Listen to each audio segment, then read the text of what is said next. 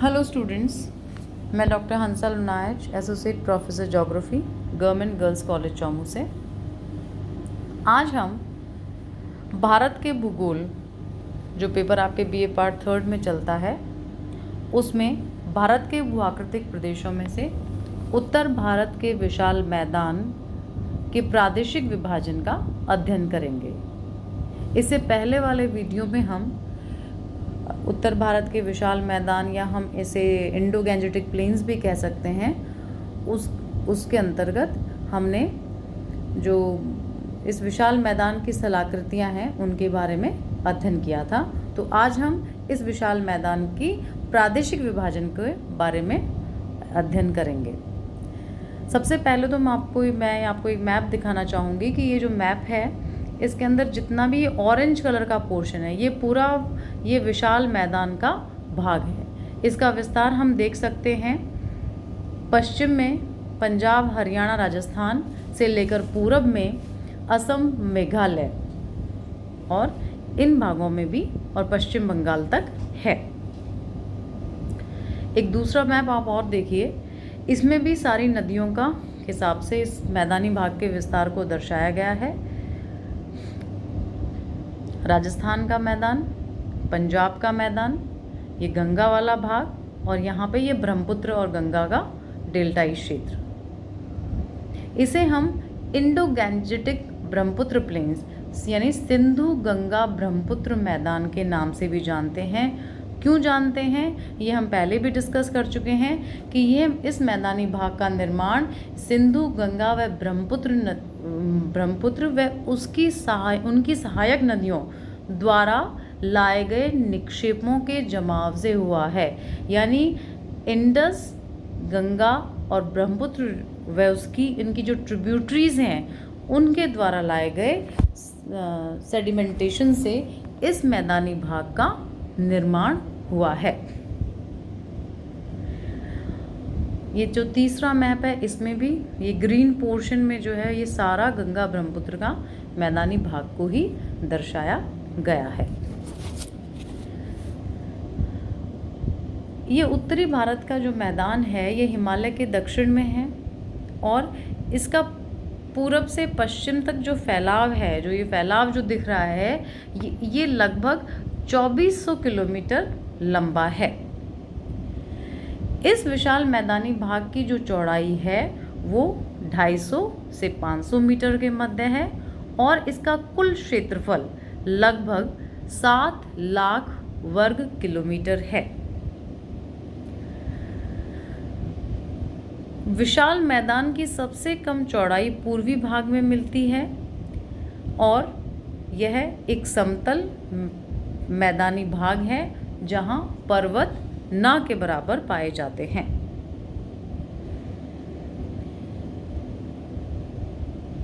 इसका निर्माण हिमालय तथा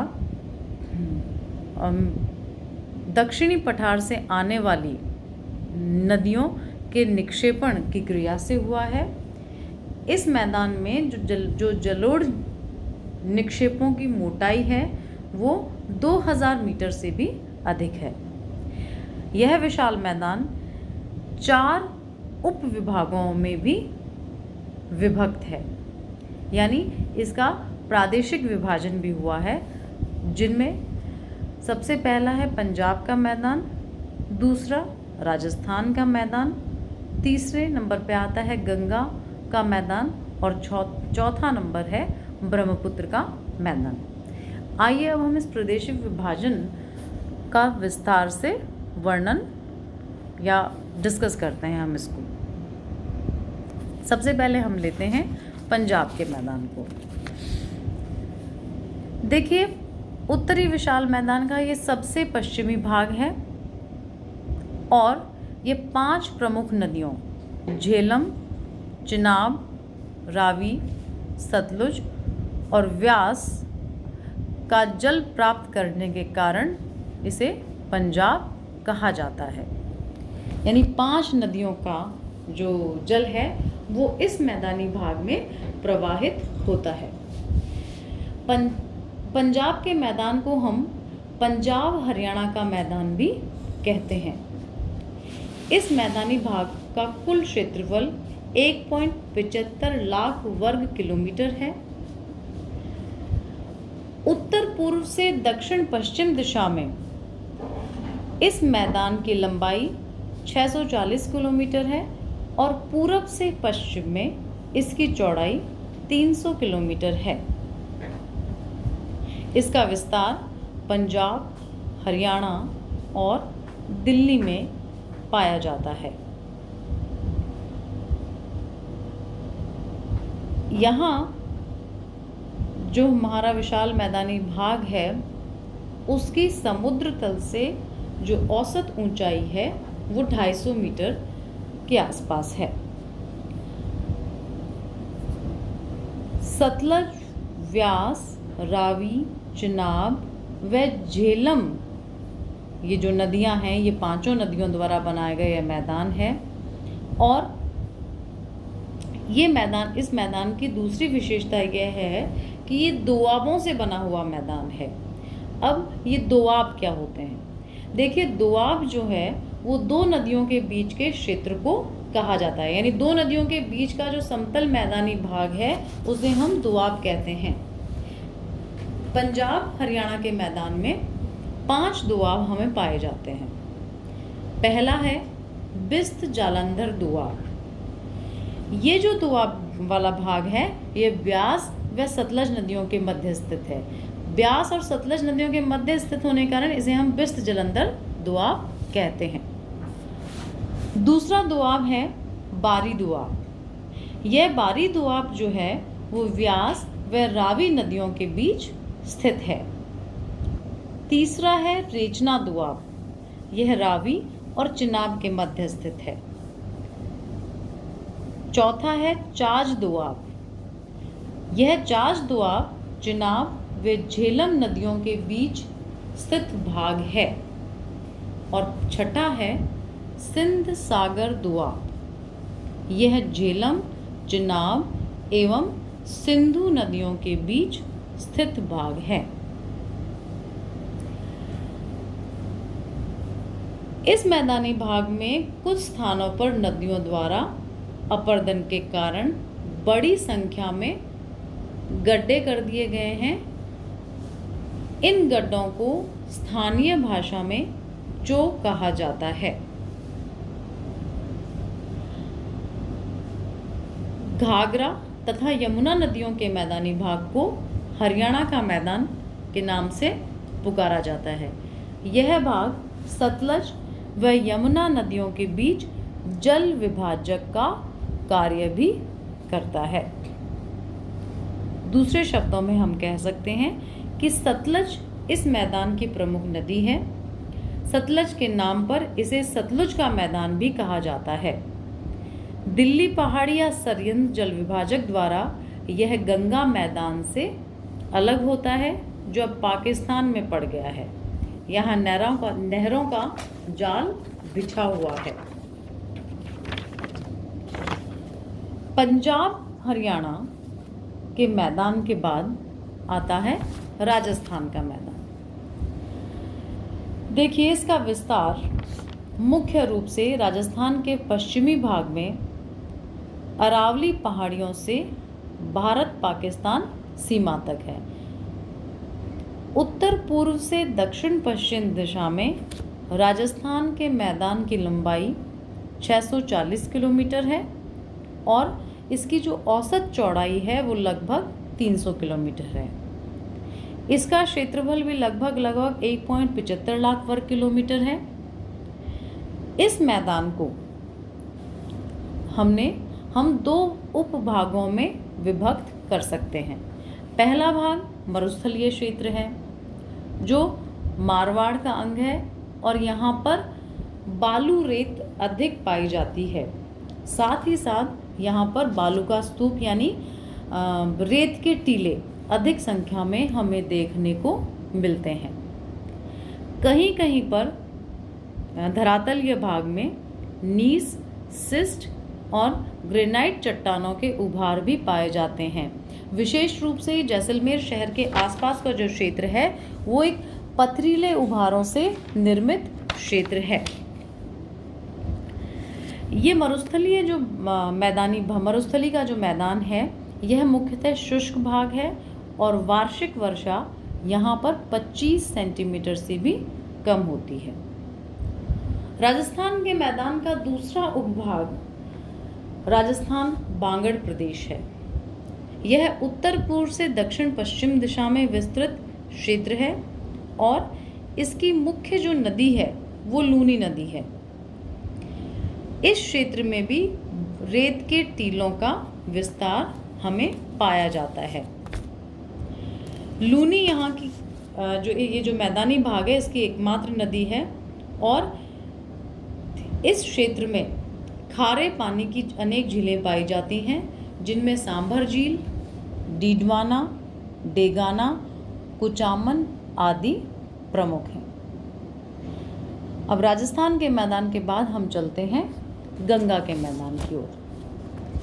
गंगा का जो मैदानी भाग है वो यूपी, बिहार और पश्चिम बंगाल में विस्तृत है। गंगा के मैदान का डेल्टाई भाग पश्चिम बंगाल और बांग्लादेश में फैला हुआ है और दूसरी सबसे बड़ी विशेषता इसकी ये है कि गंगा का डेल्टा विश्व का सबसे बड़ा डेल्टा क्षेत्र है। यहाँ यानी इस गंगा के मैदानी भाग में गंगा और उसकी सहायक नदियों जैसे चंबल, बेतवा, घाघरा, गंडक, कोसी आदि द्वारा लाए गए निक्षेपों के जमाव की क्रिया से यह मैदानी भाग निर्मित है। इस मैदान का जो सामान्य ढाल है वो पूरब और दक्षिण पूर्व दिशा में है। इसे भूआकृतिक विभिन्नताओं के आधार पर पुनः 3 उपभागों में बांटा गया है।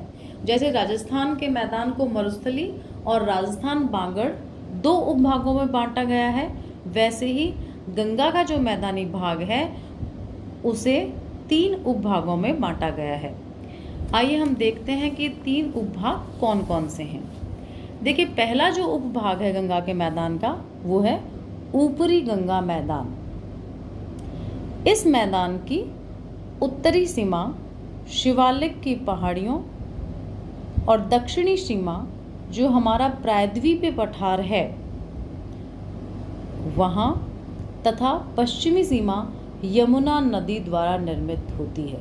यानी उत्तरी सीमा, उत्तर की ओर शिवालिक की पहाड़ियाँ, दक्षिण में प्रायद्वीपीय पठारी वाला भाग और पश्चिम में यमुना नदी, इन तीनों द्वारा इस ऊपरी गंगा मैदान की सीमा का निर्धारण होता है। एक जोग्राफर हुए हैं एल डडले स्टैम्प। उन्होंने 100 सेंटीमीटर की समवृष्टि रेखा को इस प्रदेश की पूर्वी सीमा माना है। ये कई बार ऑब्जेक्टिव टाइप क्वेश्चंस में पूछा जाता है कि ऊपरी गंगा मैदान की पूर्वी सीमा निम्न में से कौन सी समवृष्टि रेखा द्वारा निर्धारित है। तो 100 सेंटीमीटर जो समवृष्टि रेखा है वो इसकी पूर्वी सीमा का निर्धारण करती है। यह जो क्षेत्र है यानी ऊपरी गंगा का जो मैदान है वो 1.49 लाख वर्ग किलोमीटर क्षेत्र में फैला है। यह भाग गंगा व उसकी सहायक नदियों यमुना, रामगंगा, शारदा, गोमती व घाघरा द्वारा बनाया गया है और समुद्र तल से इसकी जो औसत ऊंचाई है वह 100 से 300 मीटर है और इस मैदान का जो उत्तरी ढाल है वो अधिक तीव्र है। गंगा के मैदान का दूसरा उपभाग मध्य गंगा मैदान कहलाता है। यह मध्य गंगा जो मैदान है वो यूपी के पूर्वी भाग व बिहार में लगभग पूरे बिहार राज्य में फैला है।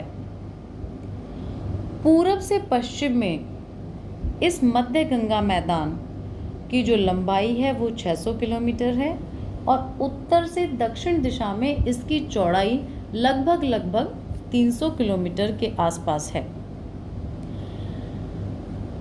जिस प्रकार ऊपरी गंगा के मैदान को 100 सेंटीमीटर की समवृष्टि रेखा की सीमा निर्धारित करती थी, उसी प्रकार 150 मीटर समवृष्टि समोच्च रेखा इसकी दक्षिणी सीमा मानी जाती है।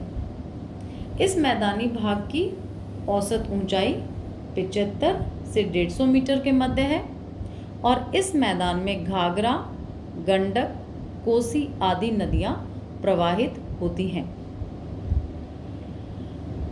कोसी नदी जो है यहाँ की, वो अपना जलमार्ग बदलने के लिए बहुत प्रसिद्ध है और इसी कारण ये जो अपना हर साल जो रूट बदल लेती है अधिक वर्षा होने पर, इसी कारण बिहार में बाढ़ की स्थितियाँ अधिक उत्पन्न होती हैं और इन बाढ़ की स्थितियों के कारण ही कोसी को बिहार का शोक या सौरो ऑफ बिहार कहा जाता है। तीसरा उपभाग गंगा के मैदान का है निम्न गंगा मैदान यानी लोअर गंगा प्लेन्स। यह निम्न गंगा जो मैदान है वह पश्चिम बंगाल में विस्तृत है और इसका कुल क्षेत्रफल 81,000 वर्ग किलोमीटर है। इसकी लंबाई 580 किलोमीटर और चौड़ाई 200 किलोमीटर के आसपास है। यहाँ पर तिस्ता, जलढाका व टोरसा नदियाँ प्रवाहित होती हैं। इस क्षेत्र में जलपाईगुड़ी व दार्जिलिंग जिले का पर्वत पदीय एवं तराई क्षेत्र जो है वो द्वार के नाम से जाना जाता है। इस मैदान में कुछ निम्न भूभागी पाए जाते हैं जिन्हें स्थानीय भाषा में बिल कहा जाता है। अब गंगा के मैदान के बाद जो है लास्ट जो हमारे उत्तर के विशाल मैदान का उपभाग है वो है ब्रह्मपुत्र का मैदान।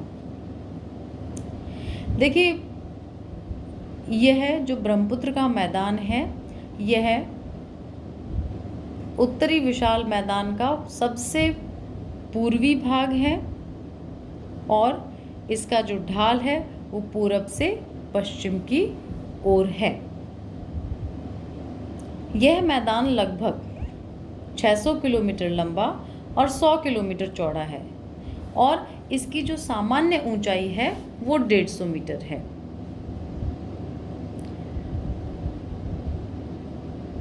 ज्योग्राफिकल रूप से हम देखें तो ये ब्रह्मपुत्र का मैदान एक रैंप प्रकार की घाटी है जो ब्रह्मपुत्र और उसकी सहायक नदियों द्वारा जमा की गई मिट्टी और कंकड़ के निक्षेपों से बना है।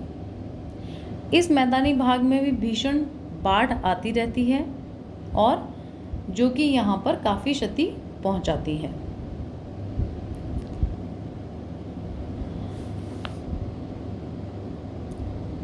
इस मैदान को पार कर ब्रह्मपुत्र नदी पश्चिम की ओर मुड़ती है और गंगा से मिलकर अपना डेल्टा बनाती है।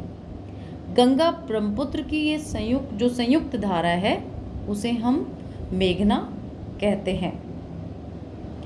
ब्रह्मपुत्र की अन्य सहायक नदियाँ भी इस मैदानी भाग में प्रवाहित होती हैं जिनमें तिस्ता, सुबनसिरी और लोहित नदियाँ मुख्य हैं।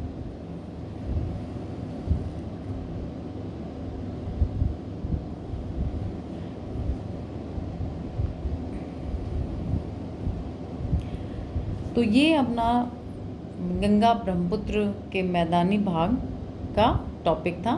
अगले वीडियो में हम नेक्स्ट एक फिजियोग्राफिक डिवीजन के बारे में स्टडी करेंगे।